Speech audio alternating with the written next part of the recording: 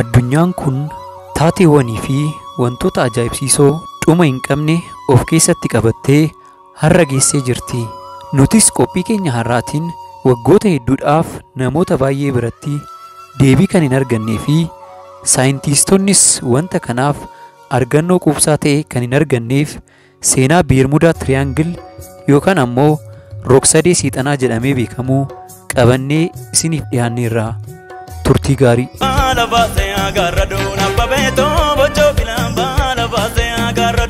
Qarqara Filooriidaa, Oddoola Poortoorikoo fi Beermudaa irratti kan hundaa'u Beermudaa Tiriyaangil xiyyaarotaa fi dooniiwwan achiin darban hunda fudhatee cabaan isaaniillee eessa bu'een isaanii osoo hin mul'atin waggoota hedduu lakkoofsiseera. Seenaan Beermudaa Tiriyaangil jalqaba kan dhagahame namicha addunyaa kana naanna'uun beekamu Kiristoofer Kolombosiin yommuu ta'u, innis kubbaawwan abiddaa yommuu bu'anii fi koompaasiin kallattii agarsiisu yommuu ja'aniin arge jedhee barreesseera. Akkuma inni jedhe koompaasonni kallattii agarsiisan yeroo baay'ee iddoo kanatti yommuu ja'anii fi bubbeen cimaan dhufee yommuu dooniiwwan garagalchu arguun taatee namoonni hedduun beekanidha. Iddoo kanatti dooniiwwan 50 olii fi xiyyaarota 20 ol badanii hafuu danda'aniiru. Bara 1945 seenaa dhalate irrattis xiyyaarota badan keessaa isaan muraasni 20 kana keessatti argamu. Seenaan isaas akkana ture. Xiyyaaronni Ameerikaa 5 namoota 14 qabatanii naannoo Beermudaa Tiriyaangil keessa yommuu darban badanii hafu. Haa ta'u malee seenaa kana hawwataa kan godhu xiyyaarota badan 5 keessaa isa tokko keessa kan ture Shaambal baduu isaaniitiin dura riipoortii dhiyeessee turedha. Innis yommuu Beermudaa Tiriyaangil bira gahan halluun galaanichaa magariisatti akka jijjiiramee fi gargaarsa gaafachaa turuu isaati. Akkuma kana dubbateen raadiyoon itti wal qunnamaa turan addaan cituun isaanis hanga dhumaatti argamuu dhiisaniiru. Kana qofa osoo hin taane namoonni hedduun yommuu qarqara Beermudaa Tiriyaangil gahan doonii namni tokko illee irra hin jirre akka argan dubbataniiru. Seenaan inni biraa ammoo Beermudaa Tiriyaangil jala magaalaan dur Atlaantis jedhamtee beekamtu akka jirtu kan ibsudha. Waa'ee seenaa iddoo kanaa yommuu kaasan osoo hin dubbatamin seenaan bira hin dabaramne ni jira. Innis bara 1970 namichi paayilatii Bruce jedhamu abbaasaa fi hojjetaa biizinasii isaa waliin gara Filooriidaa yommuu deeman qarqara Beermudaa Tiriyaangil yommuu gahan duumessa xiqqoo tokko argu. Haa ta'u malee yommuu itti siqan duumessichi guddachaa deemee isaan liqimsa. Keessi duumessichaa cilee kan fakkaatu yommuu ta'u gara alaatti ammoo wanta calaqqisu argu. Calaqqee sanas hordofaa yommuu deeman koompaasinii fi reediyoon isaanii hojii dhaabee ture hojjechuu jalqaba. Filooriidaas nagaadhaan gahuu danda'u. Haa ta'u malee seenaan namoota kanaa ajaa'ibsiisaa kan ta'e Beermudaa keessa nagaan darbuu isaanii osoo hin taane Bahamaasii kaasee Filooriidaa gahuuf daqiiqaa 75 yommuu ta'u namoonni kun garuu daqiiqaa 47 keessatti ture Filooriidaa kan gahan. Hanga har'aattis namoonni kun akkamitti akka Beermudaa Tiriyaangil irraa hafanii daqiiqaa muraasa keessattis Filooriidaa akka gahan beekamuu hin dandeenye. Amma immoo waa'ee Beermudaa Tiriyaangil saayintiistonni wanta jedhan haa ilaallu. Maarchi 14 bara 2016 saayintiistonni beekamoon waa'ee Beermudaa oduu guddaa tokko qabatanii bahaniiru.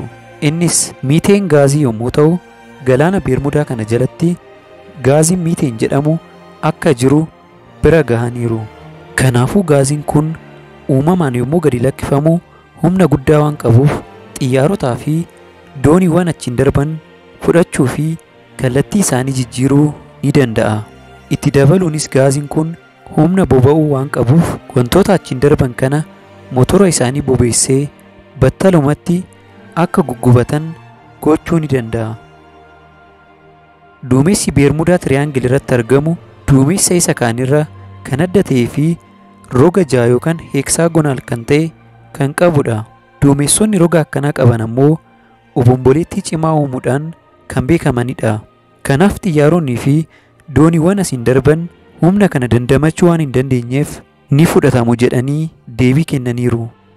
Itti aansuun ammoo saayintiistonni wanta jedhan irra darbinee namoonni biroon waa'ee iddoo kanaa wanta dubbatanii fi dur naannoo kanatti wanta ta'ee seenaa afaaniin darbuun wanta dubbatamu isinitti haa himnu.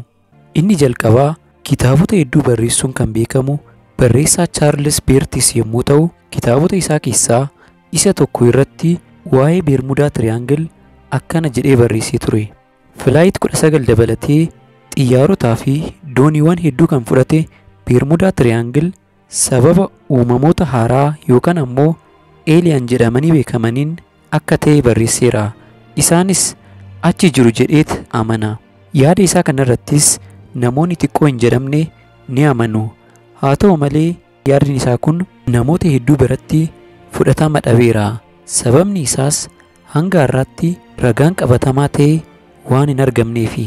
Lammaffaan immoo akkuma kana dura ibsametti magaalaan Atlaantis jedhamtu achi jalatti argamti jedhanii waan amananiifi.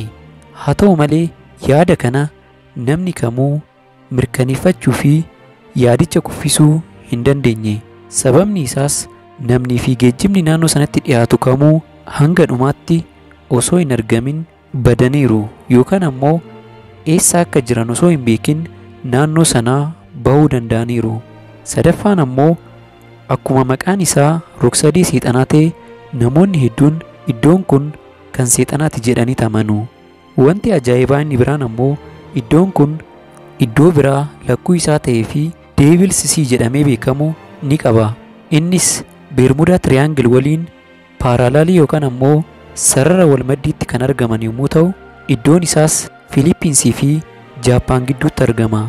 Innis akkuma Beermudaa Tiriyaangil xiyyaarotaa fi dooniiwwan liqimsee hambisuudhaan beekama. Waraana addunyaa lammaffaa booda mootummaan Jaappaan garee iddoo kana qoratu achitti erguyyuu dooniiwwan qorannaadhaaf ergaman baduu danda'aniiru. Waggoota hedduu booda dooniin bade sun yommuu argamu namoonni ittiin deemanii turan garuu reeffi isaanillee osoo hin argamin hafeera. Namoonni achi jiraatanis osoo homtuu hin uumamin lafaa ka'ee obomboleettiin guddaan iddoo sanatti akka uumamu ni dubbatu. Amma immoo iddoo kanatti taatee ajaa'ibaa yeroo jalqabaatiif uumame isinitti haa himnu. Jaarraa 13ffaa keessa mootiin biyya Mongoolaa kan Kubaalaa jedhamee waamamu odoloota Jaappaan keessatti argaman weeraruuf ni ka'a. Dooniiwwan 900 ta'anis qabatee galaana Deevils Sii jedhamu kana biraan yommuu darbuuf yaalu dooniiwwan hunduu hanga dhumaatti hafteen isaanillee osoo hin argamin baduu danda'aniiru. Walumaa galatti iddoo kanatti namoonni 700 ol sababni isaa osoo hin beekamin baduu danda'aniiru. Namoonni baay'eenis iddoon kun akka Beermudaa Tiriyaangilitti waan hin qoratamneef hojii seexanaati jedhaniit amanu. Isin hoo waa'ee iddoo ajaa'ibaa fiilmoonnii fi dookumentariiwwan hedduun hojjetamaniif kanaa maal yaaddu jechaa qophii keenyaarraa asumarratti goolabna. Nagaatti.